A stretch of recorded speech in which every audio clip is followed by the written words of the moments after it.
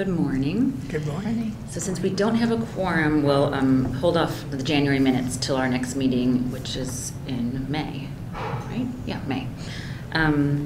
So just to give you guys a little update, the Mental Health Task Force met in February, just for, to gather the larger group, which is about like 40-something people, close to 50. And the new mental health director for the schools is starting on March 20th, which is great news. We're excited to meet her. That's going to be a huge asset to the town. We're working right now on resiliency programming, which we're hoping to do, or we are going to do, on May 4th on a Thursday night. And that's going to be geared towards parents and helping them build resiliency in their kids and educating them about, how to go about that. So we're in the process of arranging that, and there'll be more details to come. But there's going to be a panelist of local mental health experts and also Scott McCarthy from the schools. And I assume then Dr. Dad, that's her name, Alicia Dad. I don't know if she'll be on the panel, but she'll be a part of it, so that's great. So, and we plan on, we're not quite sure of the details yet, but there'll be more of that to come. It'll be a Zoom, so that it's in the evening.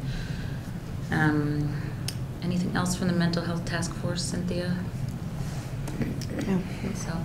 And then we had, so I think I told you guys, let's see this. Oh,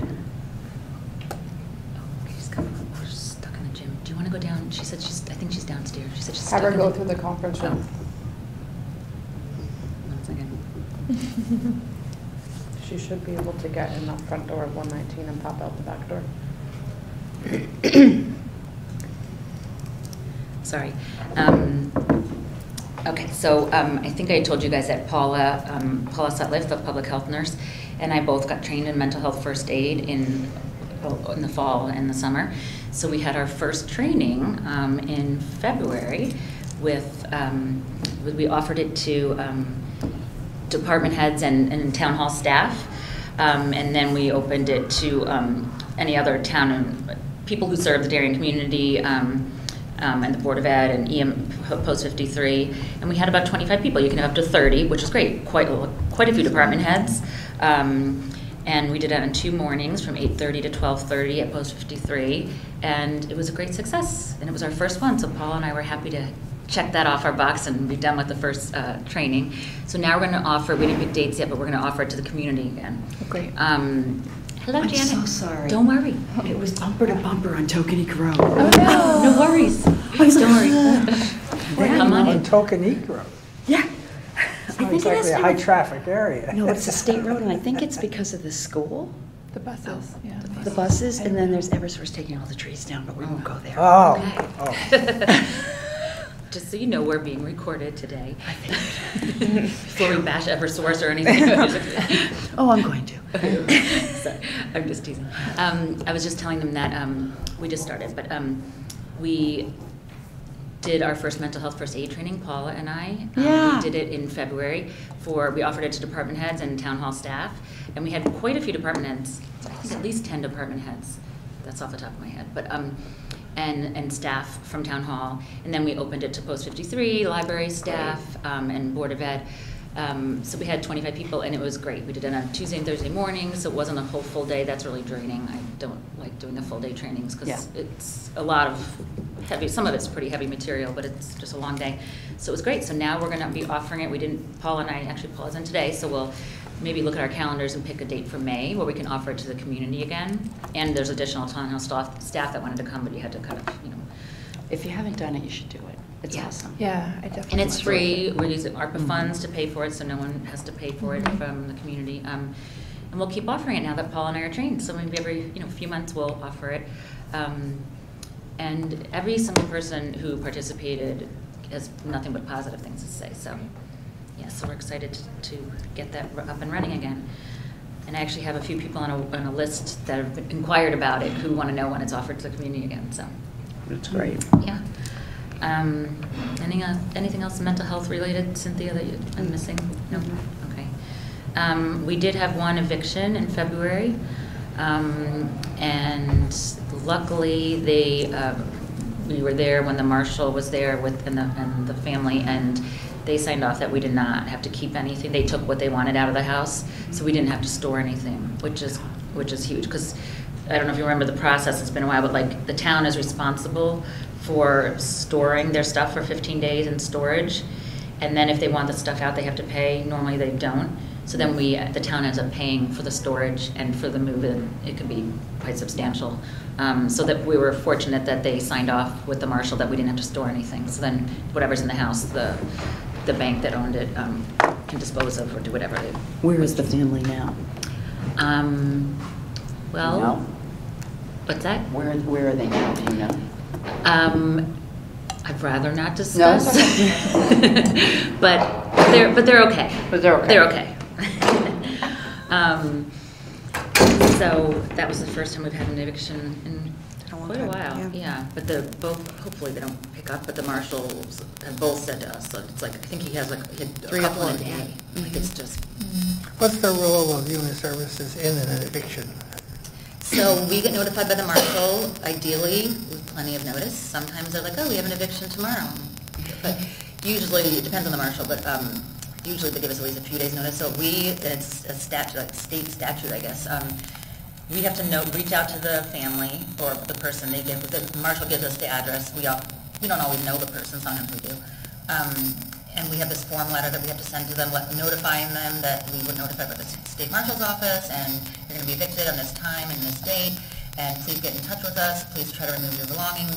In the letter is a form letter, and just says like that you have 15 days for your stuff in storage. You have to pay to get it out, or else it's going to be auctioned, and so on and so forth. And if it is, The reason I ask is I have a friend in Westport who had a house that they rented out. People, paid their rent, but they were doing all sorts of things that required eviction. And they went to court, and this one went for a year and a half. oh, it takes a long time. A year and a half they were, and they finally got them evicted. Yep. But Oh, yeah. it was horrendous. It's a very long process. Years. Years. It'll take years. Yeah, well, I think the COVID complicated. Well, because there was a moratorium on evictions, so, Yeah. now it's backed up, and now it's picking up. Oh, okay. Yeah, so, and then if the things do have to go to auction, then the town has to pay for the staff at the site to set it all up, and then to pay to dispose of it, so, and it doesn't make any sense, but it's the way it is. Anyway, so, we were happy not to have to store anything. And we don't have anything pending, knock on wood. Current programs, filling in the blanks. I think Allison Keno, runs that program in our department. I think it's about 25 families, 20 to 25 families that come. That went down. It went down. I think. It's too bad. Yeah. So it did go down. I think what we've heard from some of the families is that the food's the same pretty much, like every 2 weeks. Yeah. So the filling in the blanks in the schools, they do it every Friday, but we have our clients come here every 2 weeks and pick up food for the 2 weeks. So I think sometimes they might have just kind of maybe gotten bored of the food or not using it all. But the ones who consistently come, they are like clockwork, so it's really helpful to them. Yeah. So periodically we'll put something in the school. I think last time we did it was in the fall. Put something in the school wires, just letting them know that this is available to them. So maybe it's getting close to March. Well, we could do it before the end of the school year, because they do it over the summer too, like we do it. So, and that's helpful, especially if they're in free or reduced lunch and home for the summer and not getting that food in school. So filling in the blanks is looking at some kind of food truck delivery program. Oh, Stay tuned. okay. Mhm. You mean similar to person-to-person having trucks, I like mobile don't food know. bank? I think it's more like the kids would go through and get the bags. I'm not sure. They announced very briefly at one of their meetings, but I don't have all the details. But they're working on getting more out into the community. Right. They're in They're expanding. they're Yeah. huge, and they're Mhm. 10 years old. They're 10 years Wow. old. I didn't realize they were that old. Wow. Mhm. Good for them. So they really It's a great program. skyrocketed. It's amazing. Yeah. 2 moms. Yep. No, it's a great program. Energy assistance, plugging away. Unfortunately, with the prices of oil in particular, most of our clients have. And I feel your pain too, Michael. most of our clients have already exhausted their benefits because it's so expensive. So, you know, that's unfortunate. I mean, the electric and gas, they get a flat fee, like credit to their account, but the oil clients get a certain amount of refills and stuff like that, as they get low, they ask for another delivery. So most of them have exhausted it, which is unfortunate. So let's hope that it gets warmer soon. Are they being told to like switch, is it carriers? Well, Like that's for Eversource. Right, because like we just switched to Constellation So and the did I. savings was dramatic, so I Yep. didn't know if clients were. Well, so I was talking more so about the oil clients, Okay. but yeah, so the Eversource, any clients so remember at the Heights, it's all electric heat. Yes. So a lot of our clients are residents there, so we have been individually telling them all, like, go to Energize CT. And I've personally used myself, as an example, I Yep. saved like $75 in Yeah. 1 month. Like, it's, Yeah. so, Times- it's, yeah. yeah. So it does make a big difference. So everyone's feeling it between the utilities and oil and all of that. Now, Operation Fuel was like our godsend, but they've been overwhelmed and inundated like they've never seen before. So they actually, so remember in the past, they used to give you up to $500 once every 12 months towards either your electric or your oil. So then I guess it was like late fall, they announced that you could apply twice a year for up to $1,000, and they raised the income limits to moderate income. It's not even low income anymore. So many more people were eligible that they were overwhelmed and inundated. They actually just closed applications on Friday for a month to catch up with all of their stuff. And they reverted back to only once every 12 months. And back to only $500 for electric and $1,000 for oil. So it's very disappointing because when they told us last week that they were going to be putting things on hold for applications, but that oil people could still apply, since they're the ones that are hurting the most. We scrambled and we got like 7 applications done in 2 days, and we were like, oh my gosh, especially the oil clients, which are mostly seniors. And even submitted them by Thursday, and then on Friday we got an email saying, nope. So we had to actually go back to the clients and say they changed their protocol. That's too bad. It is, because it was like a lifesaver for so many people. So they will again open up in April, but they're back to once every 12 months, up to $500 for electric and up to $1,000 for oil. So that's disappointing. But they were, so yeah, they literally said like we've never seen numbers like this before, that they just couldn't keep up. But luckily we had spent the $5,000 they gave us, and we asked for more money, and they did give us another $5,000. So when they do pick up again, although we've already spent I think a lot of that, as soon as they gave it to us, we were like running out to seniors' houses and grabbing their papers and like, we got to get this in by Thursday.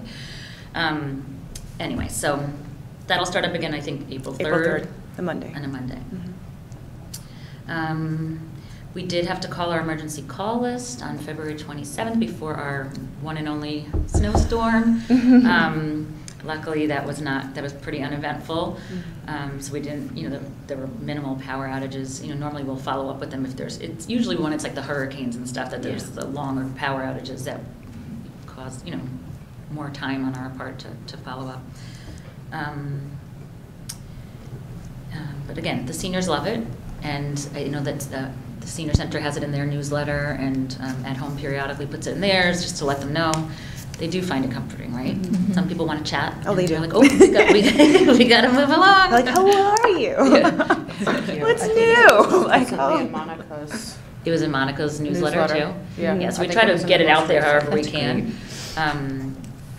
Yeah, so we have I think we have about 90 people on it, roughly. Yeah. Each time we call, it's a nice review of who's still in town. Right. and- Update our list, yeah. But so I was actually not even here when that happened. So Michelle and Cynthia and Beth divvied it up and called. So thank you. What else? So renters rebate, Cynthia. So It's your yes, baby. that's starting. We'll send out letters in April, so next month, and that's from May to September that renters could apply, seniors and disabled individuals. What's your list of people to call? People over a certain age, or? Seniors, yes, so 65 it's a or senior. disabled. 65 and over. Yes, or disabled. And what do they get?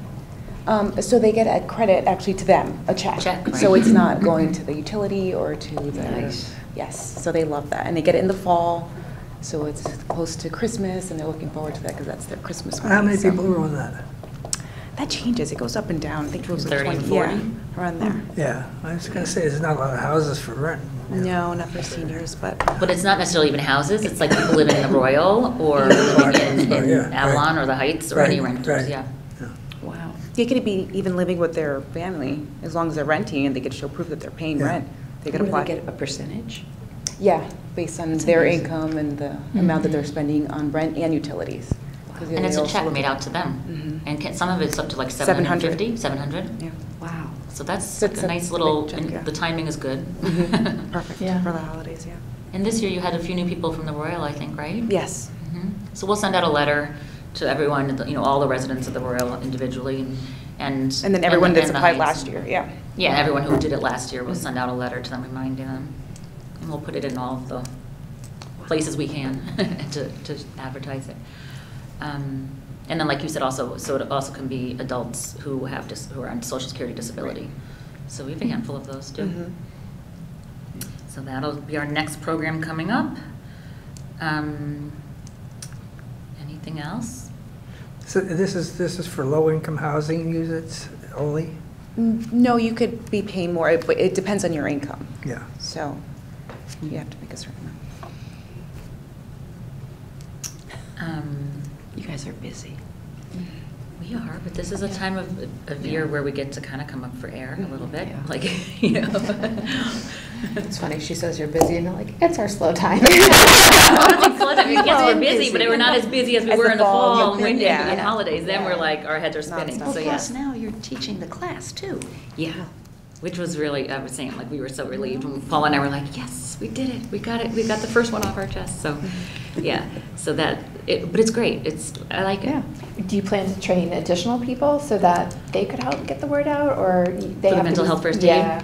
Or You know- you have to be certified? You have to be certified, it's a Yeah. 3-day training. Got it. It costs, I forget, at least, I think it was $1,500 for each of us, maybe closer. But that was worth it. Oh, no, it's worth it. And the reason we did it, not the only reason, but so when Dawn Roy was, and she's trained all over the place here, but, and she was the one doing all of our trainings. So we had 5, I think, trainings between May and July last year. And at the end of the last one, she's like, why do you guys keep paying me? You're Why right. don't you just get trained yourself? And I was Yeah. like, okay. So, they approved that. And so, yeah, so if anyone else wants to get trained, I'm looking at you guys. But I think, we're not going to be doing that. You don't have to be a mental health professional. I thought there was someone else that wanted to. I think it was from the school. They wanted to do the Oh, the youth one. mental health first aid. Yeah, there are some people so there's different modules. There's youth mental health first aid, which is designed to actually work with, there's 2. There's like teen and youth. Yes. And one of them is for people working with teens, and one of them is actually geared towards training teens. And one we've done is just adult, but that can apply to young adults too. It's general kind of how do you help someone in a crisis, and educates you about different diseases and gives you actual skills and tools to use. But I know that there is talk. But Dawn's not trained in any of those. She's only She's trained in an the adult adult, one, right. right? Mhm. Because she did a youth one for us at P2P, and she kind of, Tweaked it. yeah. Yeah, she's done an adult, and now she's there. They just haven't, like a couple of years ago, they created a new module. So, My gosh.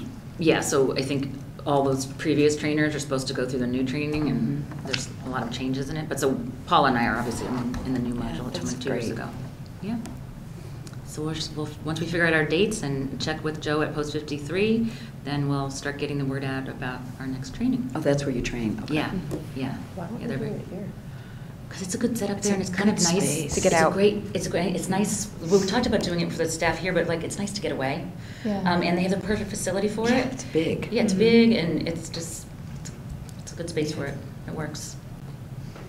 They're very gracious to let us. Anyway, so any old business, new business? We do have one spot open on our commission if anyone knows of anyone who might be interested. So keep that in mind. If you do, then we'd reach out to Linda in the First Selectman's office She's one who coordinates all the boards and Did you commissions. ever ask about renewing everybody's expired terms? Did not. Yeah, I will have to check in, because I think some of them are expired. I'm sure I am. Right, because it's 3 years? I think it's 2, it depends. I think it's 2, I don't know. It's online, under the Human Services Commission page. Oh, on the page? Okay. So we can find out about that. New business. About who needs to be renewed. But which party do they have to be? Remember, because Could be You can be unaffiliated, or then otherwise, I believe, like if you had 6 people, I think it had to be even. Right, but then I don't know if unaffiliated doesn't count towards either party. Mhm. I don't think it does. I Right. think you're like in the middle. Yeah, exactly. You don't count for How either. does independent fall? That's what I mean, unaffiliated, independent, kind of. Because that was the first question you asked me. Oh, what we're party? No, we're- no, nothing. Perfect. You're hired. Michelle's looking it up. I was just gonna see when people expired. I think I'm expired. You're not Well, no, expired, because I came Janet. on when Jamie was here. Oh, Oh. I may be expired at this point. you're not expired, Vern. No, I don't You've been think about I'm a year, expired. right? A little over a year? Yeah, I don't think I'm expired. No, I don't think so. I think Gina came on when I came on. Did she? Michelle's Uh-huh. looking. It'd be here fantastic if before my phone Gina? would work in this place. Oh, I turn my Wi-Fi off. I feel like I've known you guys For a for, you know, long in a different time, yes. capacity. so- But my Wi-Fi's not on.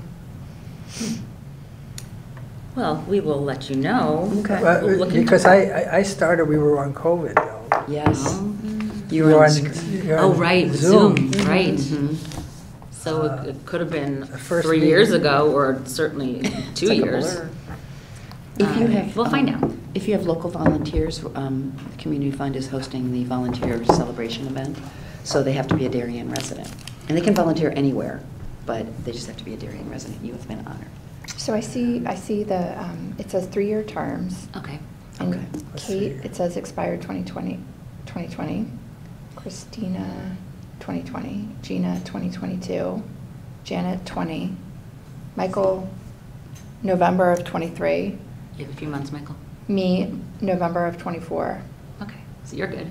Yeah, I think I'm good, but it does look like a couple people few people need to be renewed. So we'll- what is that? What do you do? More You need just- to be renewed than are actually good. So I think you have to go, like, meet with the Board of Selectmen. Oh, they did that, yeah, when we- And they reappoint you. Mhm. I think it's pretty simple, similar to how when you first came on. I don't think you have that initial meeting. I think you just go before the Board of Selectmen, if I'm correct. Does that sound But right? now I I think was that's right. I was nominated by the Democratic Town Committee. Right. And I was on the Democratic Town Committee, which I'm not on now. Right. So, would I have to go back to the Democratic? No, Town no, no. I Committee? think now you just get reappointed through the Board of Selectmen, I believe, like at one of their meetings. I think that's how, I think it's pretty simple to be reappointed. Mhm. It's not as cumbersome as the onboarding. Well, I contribute so much to You the do, Michael, meetings, you know. absolutely. You do. Your presence is invaluable. Absolutely. All right, so anything else? No? Should we have a motion to adjourn? Yes? Could we have a motion to adjourn, Michael? Second? I did something. There you go, you did something. Yes. And the next meeting is on May 11th at 8:30.